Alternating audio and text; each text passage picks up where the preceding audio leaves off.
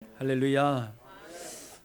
이제 뜻을 정하라는 제목으로 말씀 전할 텐데요. 여러분도 다 관객석에 앉아 있는 구경꾼 아니고 운동장에서 뛰는 선수가 되어 주시기를 바랍니다.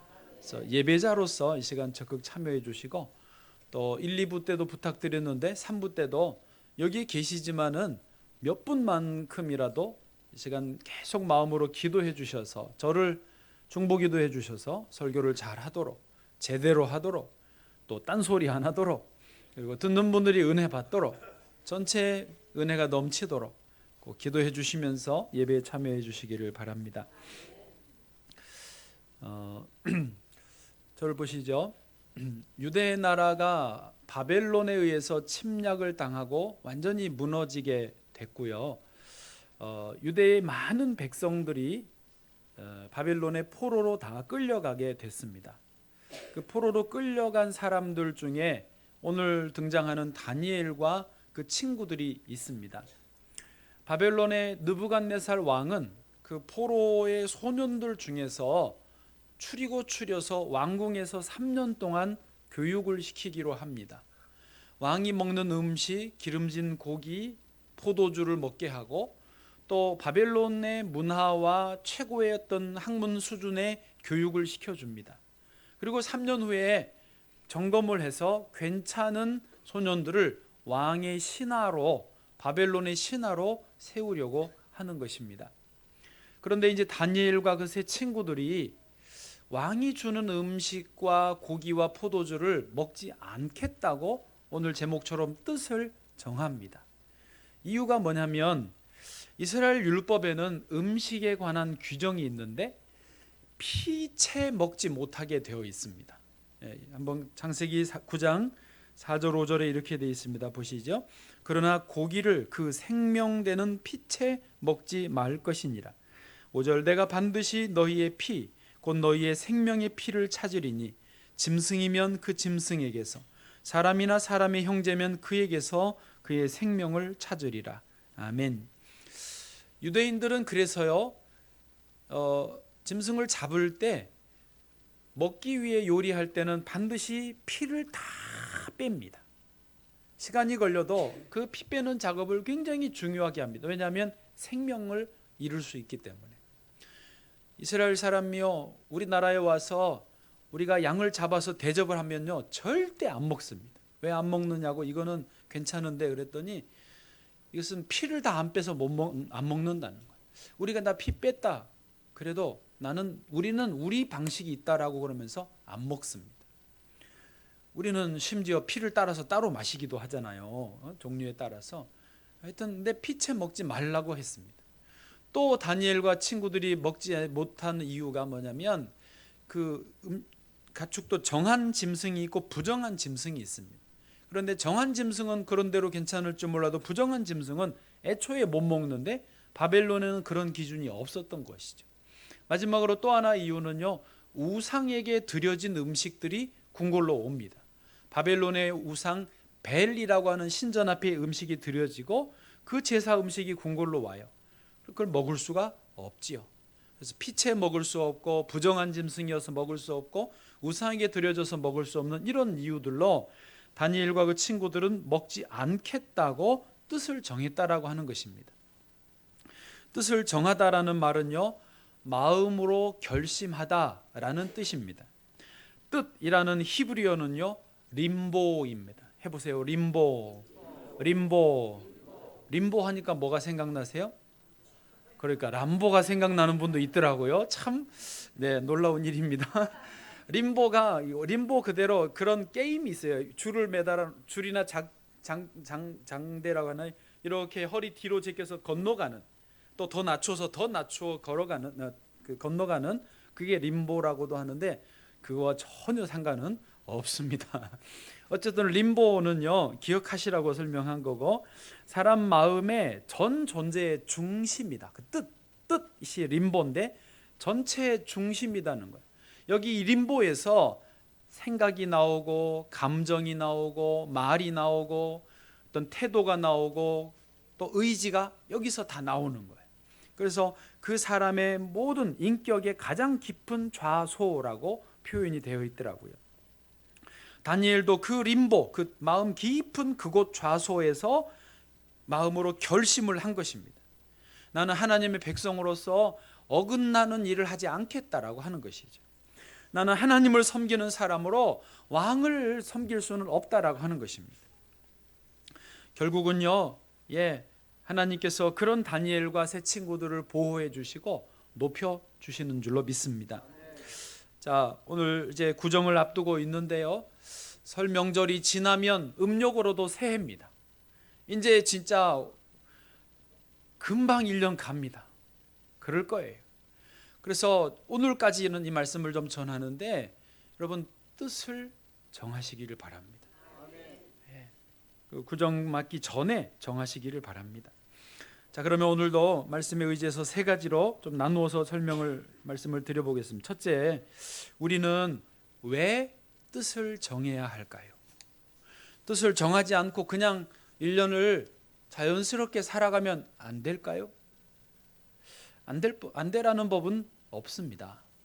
뜻 정하지 않고 특별한 목표, 계획 없어도 살면 살 수 있습니다. 나름대로 재미있고요, 의미도 있고요, 성과도 얻을 수 있을지도 모르겠습니다.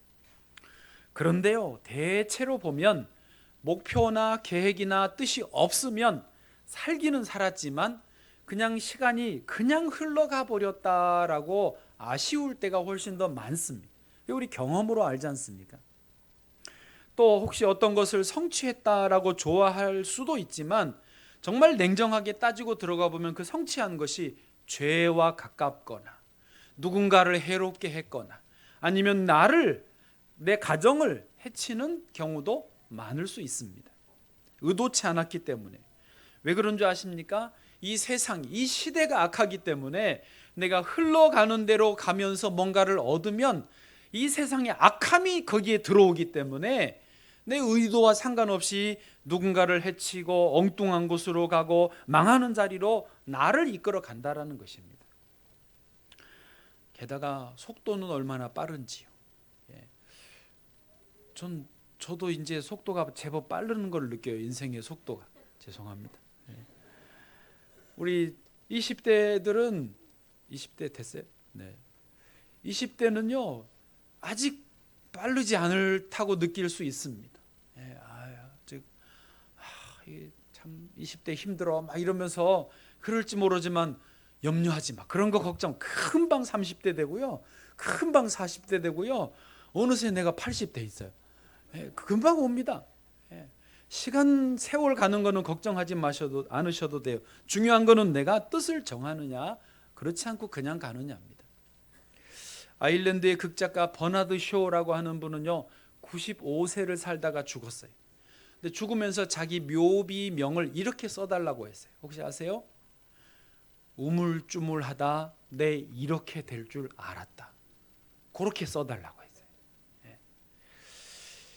95세를 살았지만 자기 인생을 되돌아보니 너무 아쉬웠던 것이 있겠죠.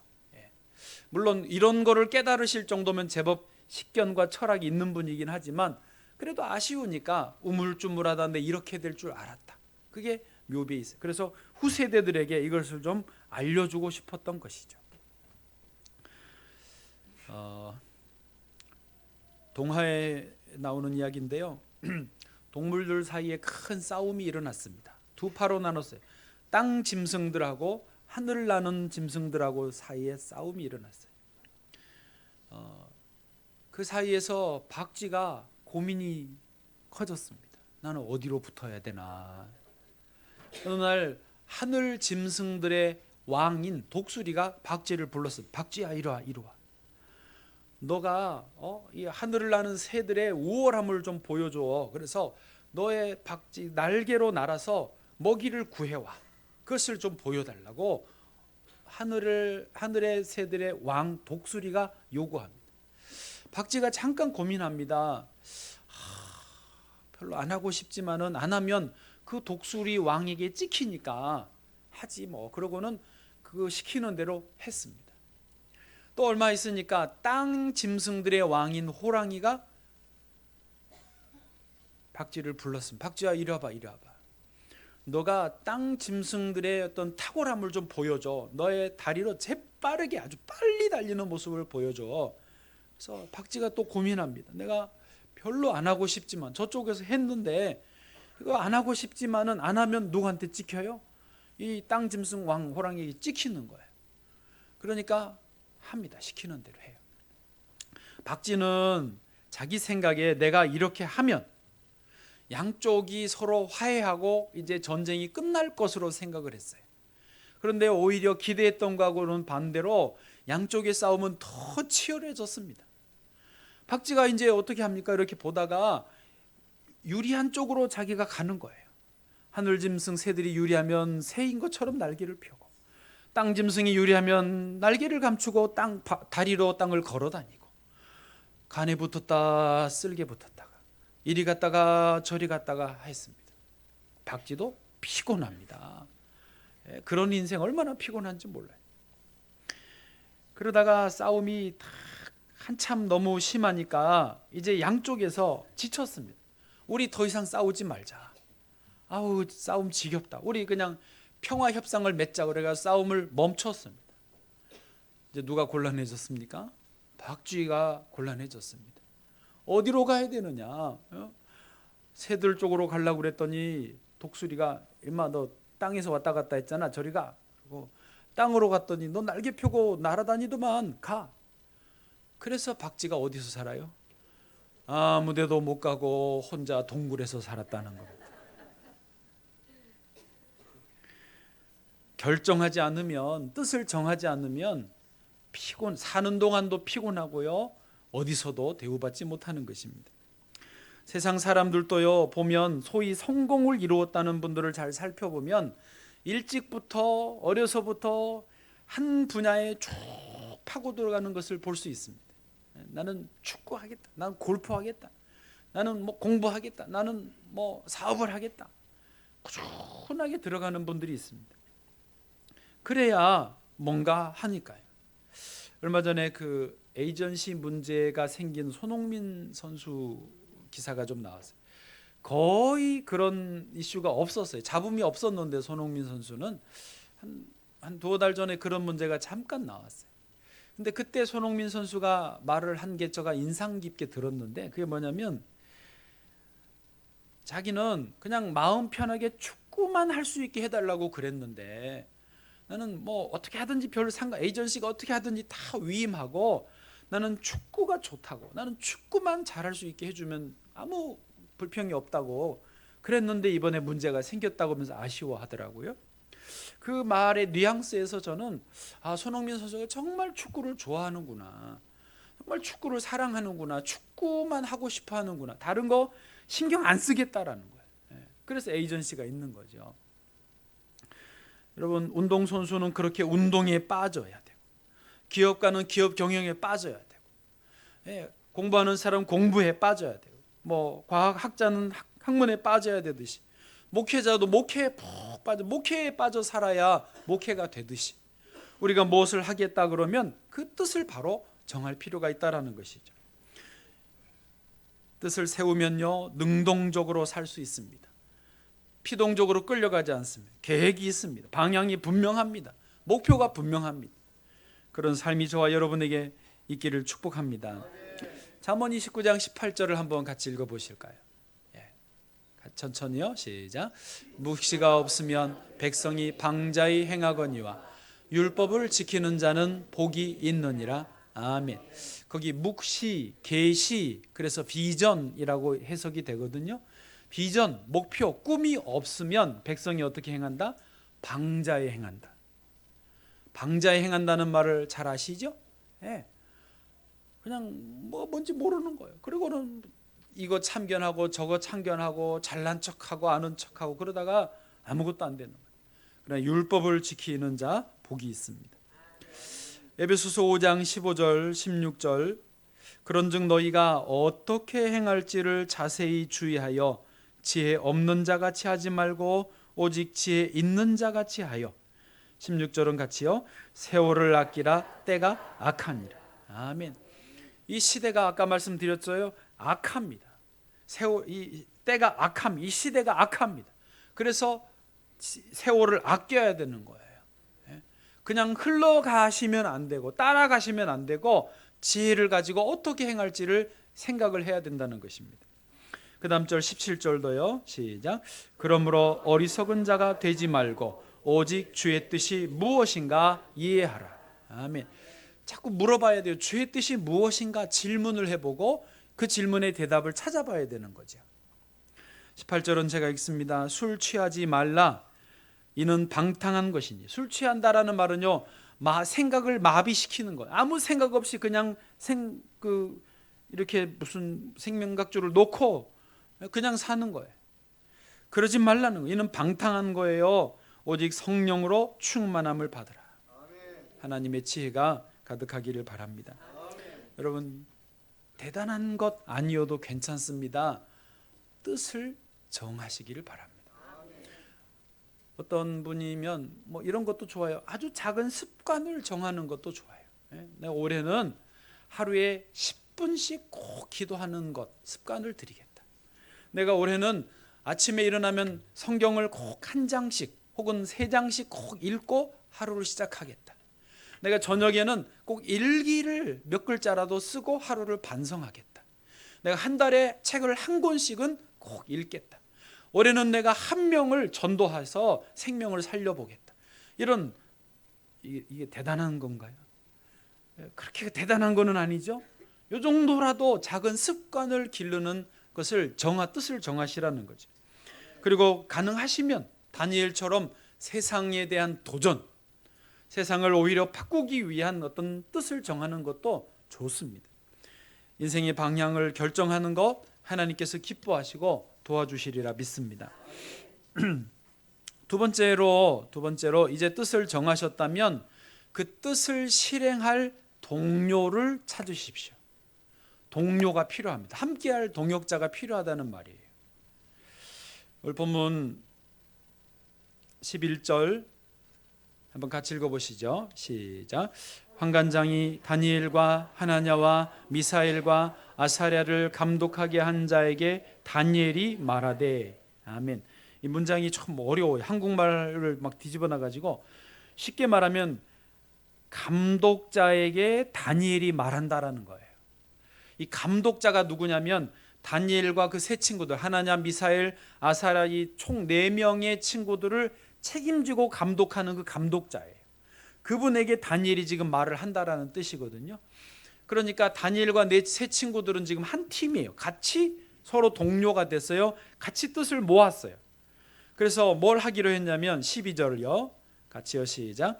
청하오니 당신의 종들을 열흘 동안 시험하여 채식을 주어 먹게 하고 물을 주어 마시게 한 후에, 열흘 동안 시험 좀 해봅시다. 왕의 음식 우리가 못 먹겠어요. 그런 채소와 물만 먹어보고 서로 먹은 친구들과 우리를 비교해 보십시오. 이런 말이죠. 13절 제가 읽어드립니다. 당신 앞에서 우리의 얼굴과 왕의 음식을 먹는 소년들의 얼굴을 비교하여 보아서 당신이 보는 대로 종들에게 행하소서 하매. 자, 여기서 어쨌든 이런 대단한 도전과 실험을 해볼 수 있는 이런 용기가 어디서 나왔냐면요, 서로 내 친구들이 같이 했기 때문이라는 것이죠. 다니엘이 주인공이긴 하지만 다니엘 혼자가 아니었습니다. 지난 주간에 우리 성도님들 중에 제가 알기로 3분이 새벽 기도를 나오기로 돈 내기는 아니고 일종의 이제 밥 커피 내기를 하신 것 같아요. 그래서 적게 나온 분이 사는 거겠죠. 설마 많이 나온 분이 사는 건 아니겠죠. 그래서 안 보이던 분도 막 열심히 나와서 기도하고 이런 모습을 제가 봤어요. 근데 너무너무 잘했다고 그랬어요. 왜냐하면 혼자 새벽 예배하기 쉽지 않잖아요. 그래서 그런 일종의 내기를 하고 경주를 하는 거죠. 같이 하자. 그래서 좋은 일은 같이 하는 거죠. 물론 3분 다 개근하시지는 못한 것으로 제가 파악은 했지만 그래도 시도는 너무너무 좋았다. 또 하면 되죠 뭐. 여러분, 요즘에 제가 보니까 대학에서도요, 팀 플레이라고 하는 것을 시킵니다.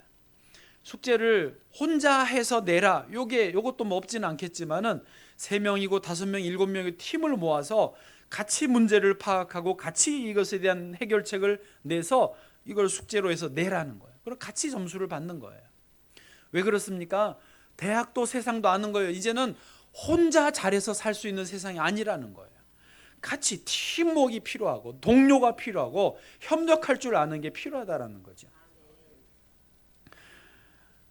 성경에서도요 이것을 알려주십니다. 전도서 4장 9절, 두 사람이 한 사람보다 나음은 그들이 수고함으로 좋은 상을 얻을 것입니다. 한 사람보다 둘이 낫다는 거예요. 10절은 같이요, 시작. 혹시 그들이 넘어지면 하나가 그 동물을 붙들어 일으키려니와 홀로 있어 넘어지고 붙들어 일으킬 자가 없는 자에게는 화가 있으리라. 아멘.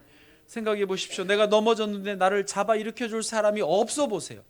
그것처럼 마음이 힘든 게 없습니다. 몸도 힘들지만 마음이 힘들어요. 나는 왜 동료가 없을까? 그러나 있으면 너무너무 힘이 되는 거죠. 또 그 다음 11절에 또 두 사람이 함께 누우면 따뜻하거니와 한 사람이면 어찌 따뜻하랴. 누가 그러네요. 혼자면 보일러를 세게 틀면 됩니다. 예, 뭐 그러면 되지만 그런 거하고는 또 다르죠. 그냥 온도만 높은 거하고 근데 마음이 서로 격려하고 위로하고 따뜻한 거하고는 또 좀 차원이 다르지 않겠습니까? 그래서 12절 같이요, 시작.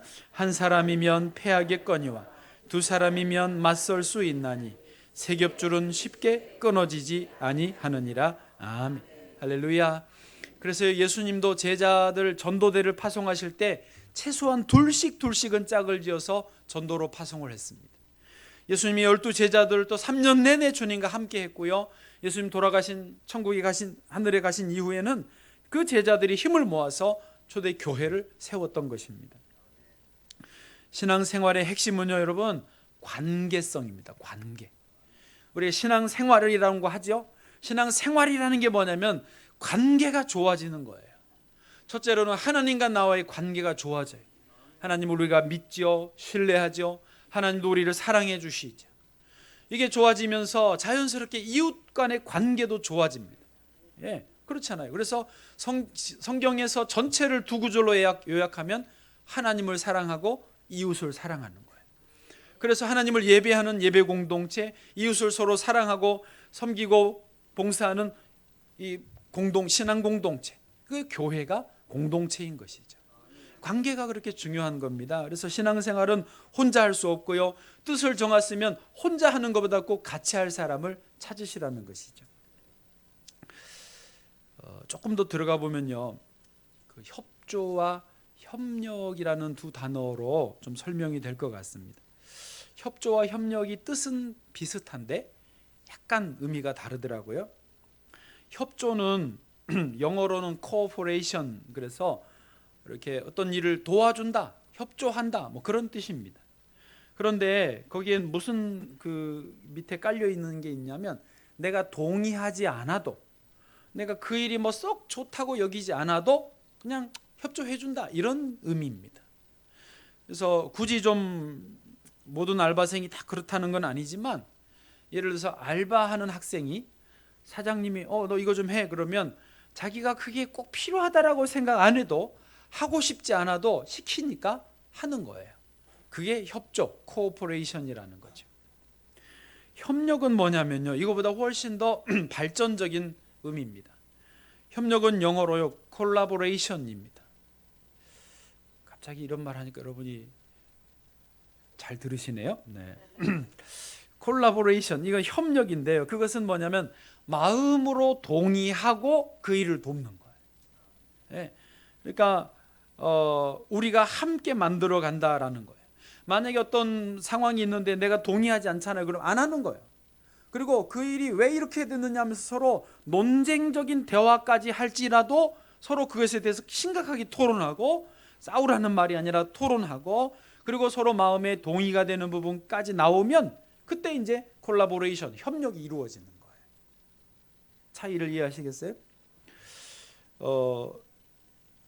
예를 들면 스페인에서 투 축제가 있습니다. 사진 한번 보여줘 보세요. 가보셨어요? 좀 재미있는 것 같아요. 한번 가보고 싶어요. 언제 뭐 하나님이 기회 주시면. 소를 저렇게 뿔 있는 소를 운동장에 풀어놓고 투사들이 빨간 망토로 소를 유인하죠. 소는요, 저런 것만 보면 들이받는, 달려와서 들이받는 거거든요. 저게 사람이 받치면 진짜 죽는 경우도 제법 있습니다. 그런데 저도 잘 몰랐었어요. 전에는 투사가 한 명이 한 소하고 하는 줄 알았는데 아니더라고요. 반드시 2명, 3명 혹은 5명까지도 많은 투사들이 같이 경기장에 나와서 한 소를 데리고 이 투를 하더라고요.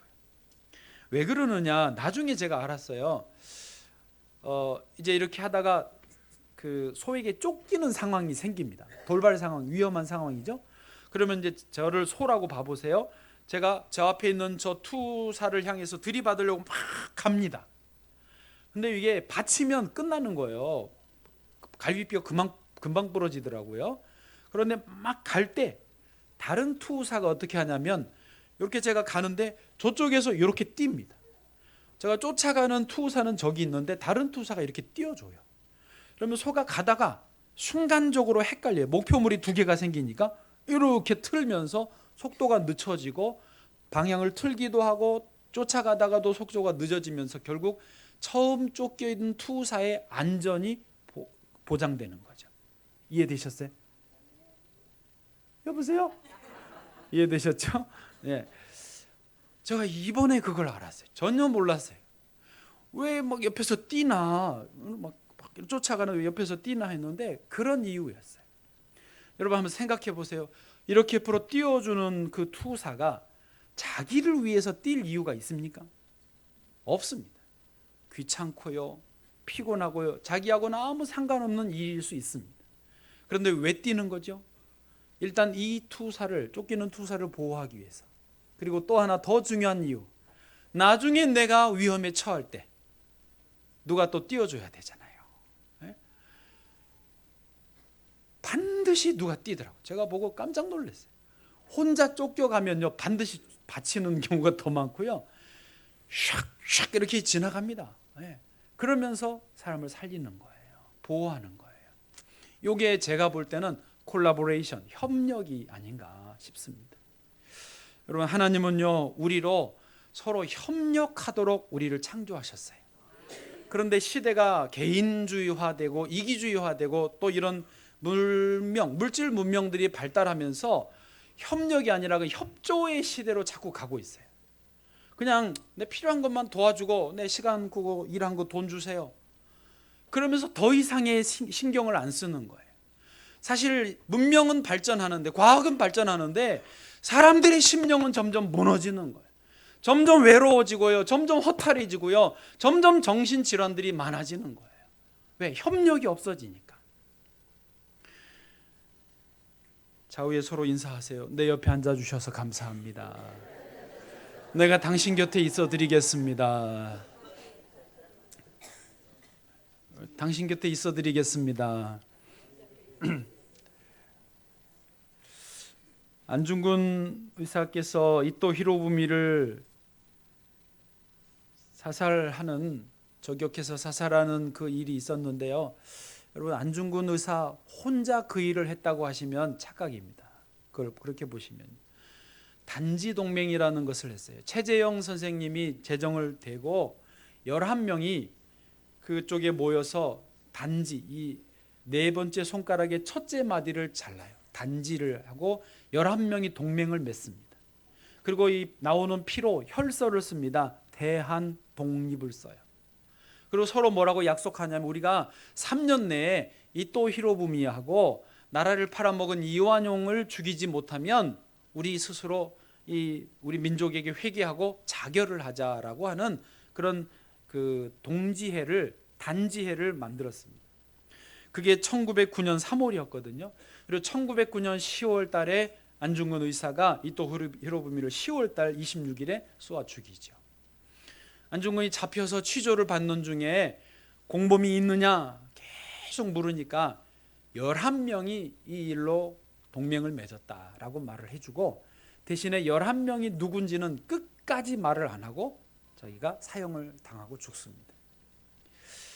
여러분, 무슨 말인지 아시겠습니까? 그 안중근 의사 한 명이 역사의 주인공으로 나오지만 11명이 같이 있었다는 거예요.